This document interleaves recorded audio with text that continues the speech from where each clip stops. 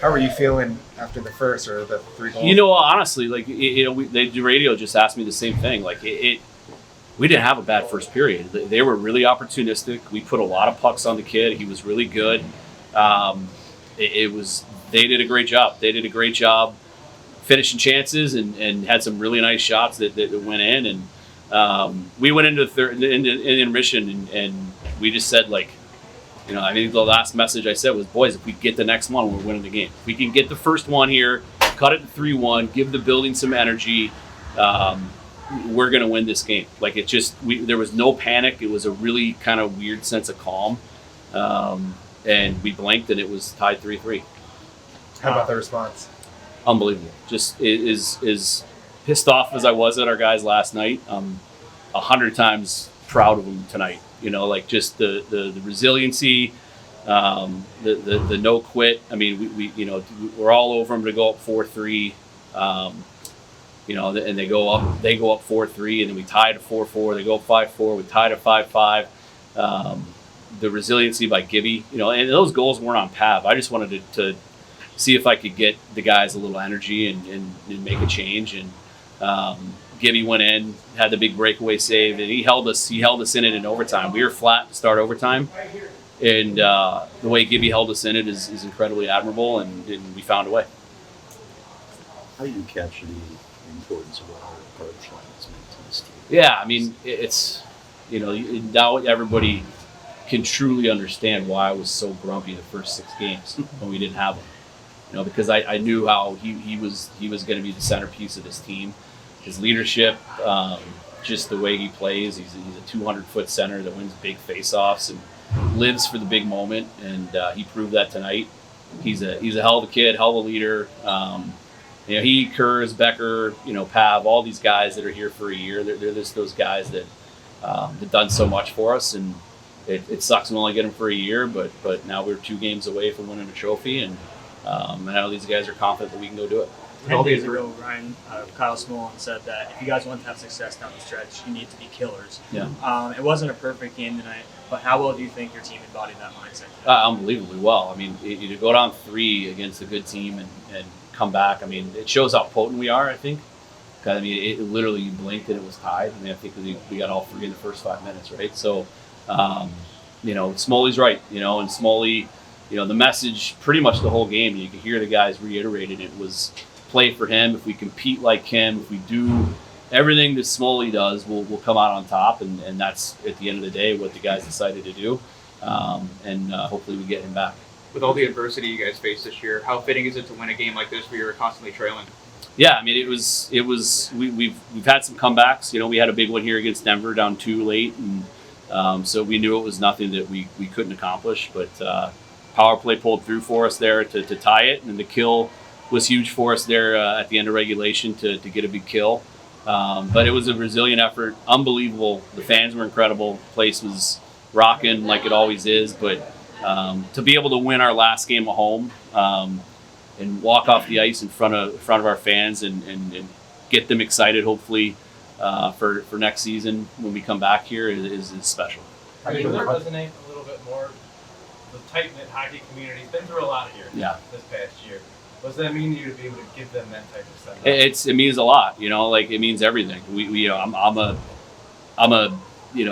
live in the hockey community. You know, my whole family does, and so we're up at the Ice Den and a big part of the Junior Coyotes program. I'm close with the guys here with the Junior Sun Devils and Sean White, and Nick Domenko, and Mark Fritchie, all those guys.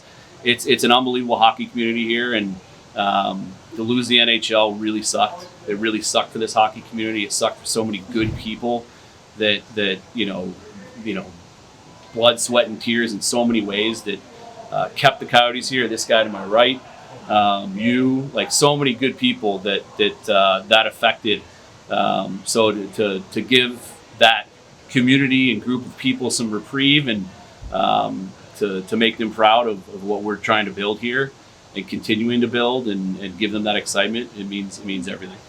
For you personally, being through everything this program has been through, how do all those emotions culminate with the win?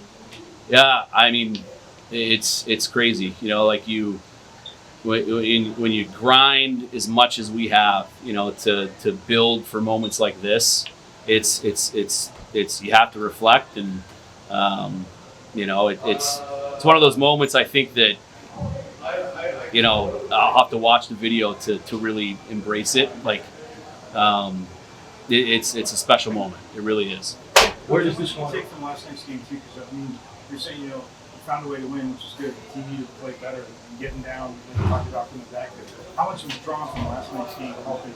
I think a ton. I mean, I just didn't feel like we competed well last night. We were losing races, losing stick battles, not executing, and tonight we competed. Even to go down 3, it wasn't a terrible period. You go out and watch the video, like it was a pretty evenly played period. You could argue I had more scoring chances, but tonight was all about compete. It was all about heart. It was all about effort.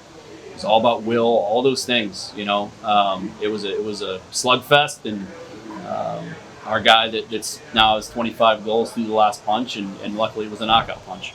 Where does this one rank all time for you? Way up there. Just to be able to walk off the ice to that crowd, and to go to a frozen face-off up in St. Paul that our programs had to watch on TV. I was there in person last year because we went up for the awards banquet. Graham and I went up there, and I stayed for the first round. So we've watched the big stage a lot here as a program, and now we get to play on it. So it means a lot. You said at the beginning of the season you brought in a lot of guys who had experience going through the conference wars and the postseason as well.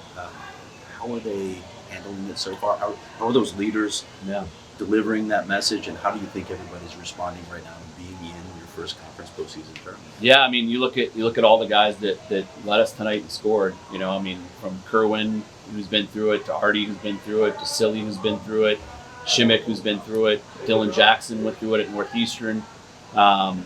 We built this team the way we did so we could give our fans and our community something to be excited about in season 1, and pretty much everybody outside of our room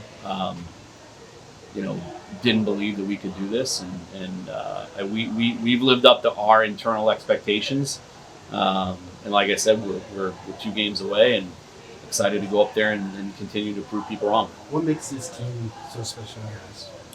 I think just the fight.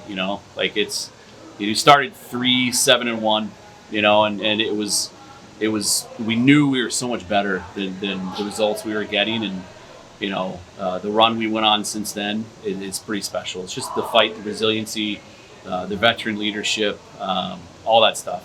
Just the different ways we've had success this year has been a lot of fun. Thanks, guys. Yep. Could you go into a little bit more detail about the goalie switch? The goalie switch? Yeah, I said right away to Pav, like, hey, this is not on you. Like they buried 3 chances. It was just, I believe in good juju and different mojo, and I wanted some different mojo, and it gave us different mojo. Simple as that. Make sense? Yeah, I was thinking about going over with the Soviets cold trading. Oh yeah. Well, it worked out in our favor tonight. It didn't work out for the Soviets. Right. Sorry, Artie. It didn't work out for the Soviets. Put on video.